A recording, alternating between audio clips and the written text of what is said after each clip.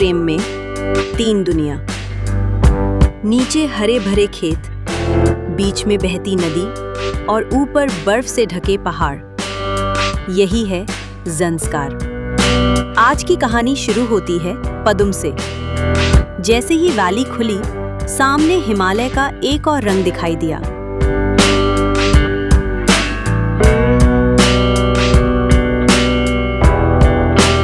यार ऑनेस्टली बोलूं तो ये जगह एक अलग ही वाइब देती है। छोटे छोटे घर, रंग बिरंगी छतें और चारों तरफ ऐसी शांति कि शहर की तेज रफ्तार जिंदगी कहीं पीछे छूट जाती है।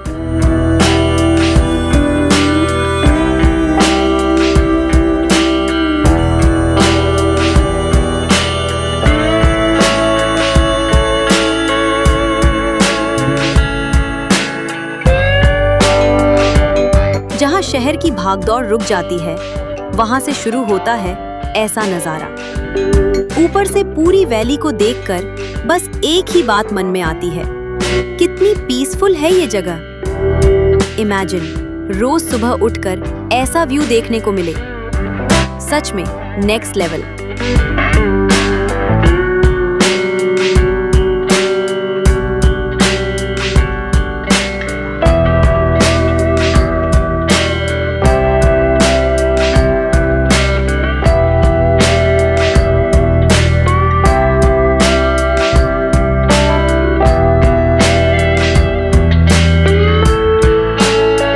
पदुम में एक गर्मा गर्म नाश्ते के बाद हम निकल पड़े आज के नए पड़ाव की ओर।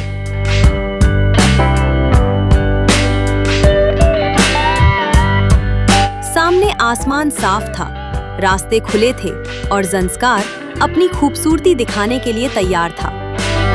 और फिर दिख गया आज का पहला स्टॉप। नीचे हरियाली, बीच में रेगिस्तान जैसी सूखी जमीन और ऊपर बर्फ से ढकी पहाड़ियां। यही है ज़ंस्कार की असली खूबसूरती। एक ही फ्रेम में तीन अलग अलग दुनिया।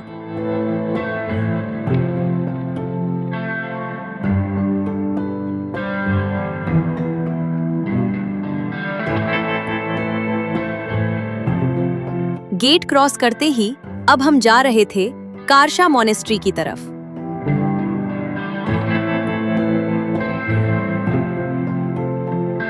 कारशा मॉनेस्ट्री ज़ंस्कार की सबसे बड़ी मॉनेस्ट्री मानी जाती है। 11वीं सदी में बनी ये मॉनेस्ट्री आज भी इस घाटी की आध्यात्मिक पहचान है।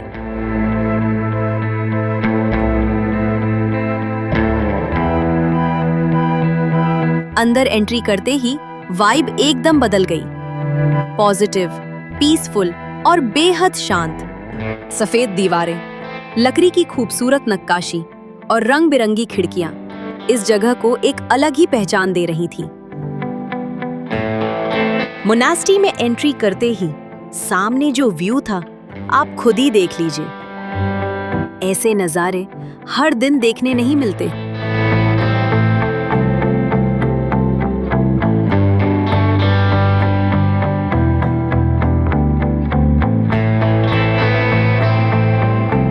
मॉनेस्ट्री के किसी भी कोने में खड़े हो जाओ, हर व्यू एक पोस्टकार्ड जैसा लगता था।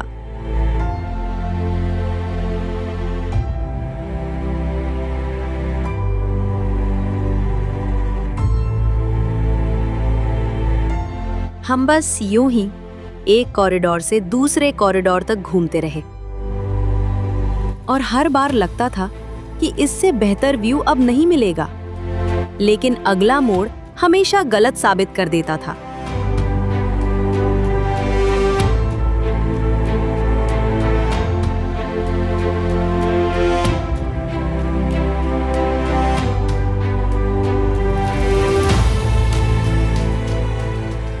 यहाँ की पारंपरिक वास्तुकला, लकड़ी की नक्काशी और पुरानी दीवारें एक अलग ही हेरिटेज फील दे रही थी।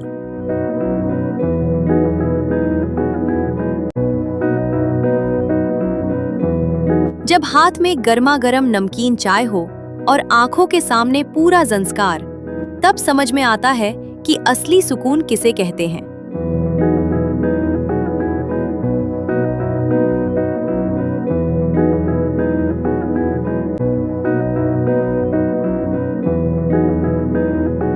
फिर पूरे ग्रुप के साथ एक ड्रोन शूट तो बनता ही था। शायद ये पल दोबारा कभी ना आए, शायद ये लोग भी फिर कभी ना मिले, लेकिन इस एक फ्रेम में ये यादें हमेशा के लिए कैद हो गईं। ये मॉनेस्ट्री इतनी विशाल थी कि समझना मुश्किल हो गया था, मॉनेस्ट्री पहाड़ के अंदर है या पूरा पहाड़ मॉनेस्ट्री के अंदर समा गया है।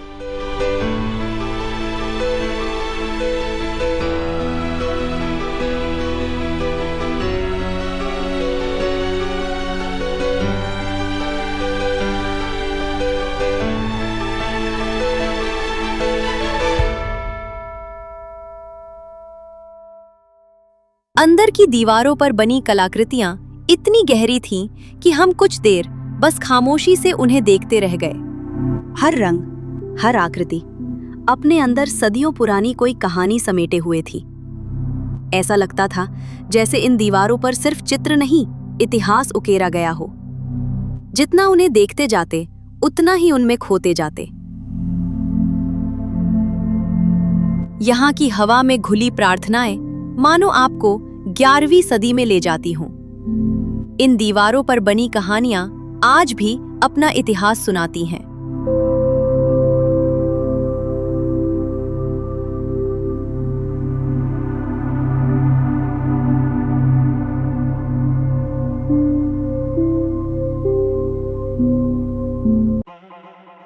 कारशा से निकलने के बाद हमने सफर को एक नए अंदाज में जिया। इस बार बस के ऊपर बैठकर दूर दूर तक रॉ अनटच्ड नेचर, खुला आसमान, खुले रास्ते और दोस्तों के साथ ढेर सारी मस्ती। किसी के हाथ में कैमरा था, कोई गाना गा रहा था और हम सब हंसते मुस्कुराते आगे बढ़ते जा रहे थे।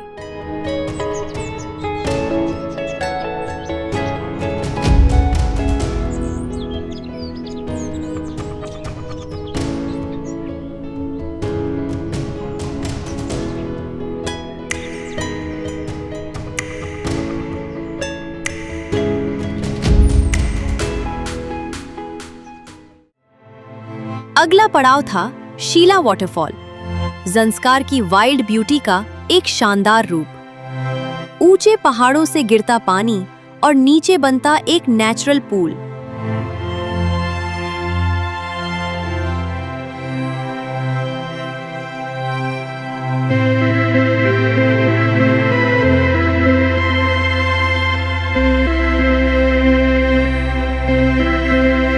हर कोई सोच रहा था पानी में जाएं या नहीं, लेकिन मैंने ज्यादा नहीं सोचा।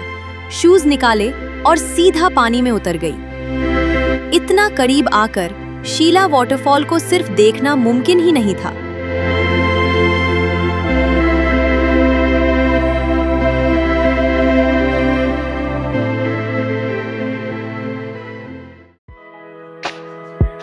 और फिर मिला एक और सरप्राइज, पदुम जैसे छोटे से गांव में ताजा पिज्जा।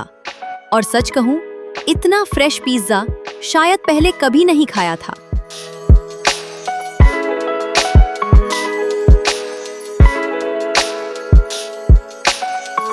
यहाँ सब कुछ हाथ से बनता है, आटा गूंथने से लेकर टॉपिंग्स लगाने तक। शायद इसी वजह से इसका स्वाद भी खास था।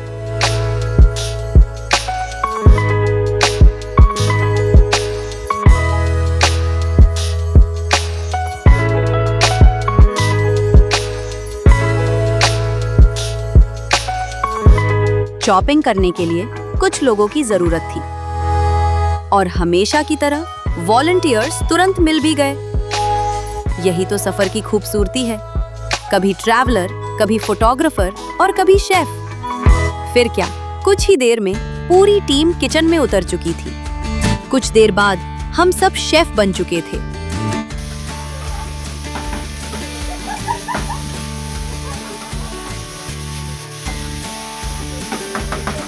और टेस्ट, शहर के कैफेज को भूल जाइए, ये तो अलग ही लेवल था।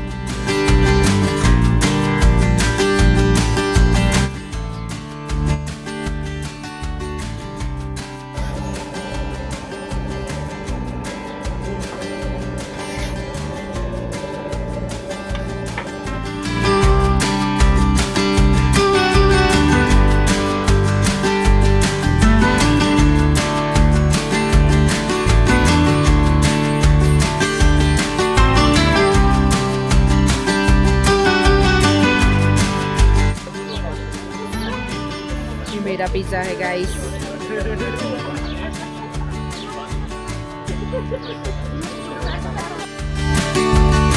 शाम होने से पहले हम पहुंचे स्तोंगदे मॉनेस्ट्री। ऊपर से दिखता नजारा सांसें रोक देने वाला था। नीचे हरे खेत, उनके बीच बहती नदी और पीछे आसमान को छूते पहाड़।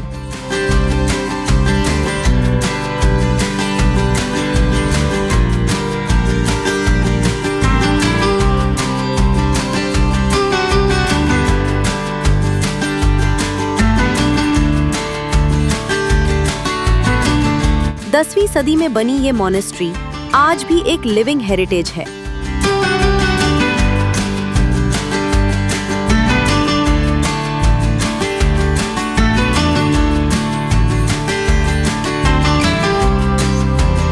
यहाँ के मॉन्क्स की आंखों में एक अलग ही शांति दिखाई देती है, ऐसी शांति जो शायद सिर्फ हिमालय ही सिखा सकता है।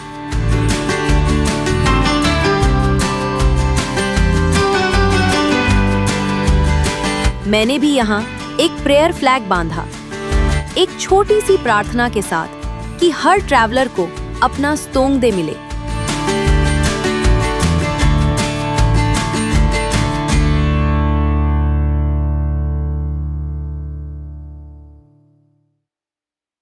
कुछ देर मैं बस वहीं बैठी रही, ना कोई मंजिल, ना कोई जल्दी, ना कोई वक्त का हिसाब, बस एक गहरी सी खामोशी।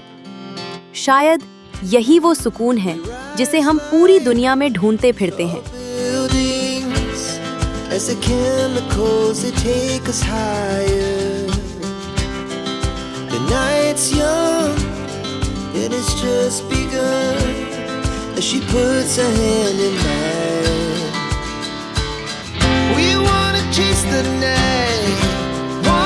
ऊपर से पूरा ज़ंस्कार एक तस्वीर जैसा दिखाई दे रहा था।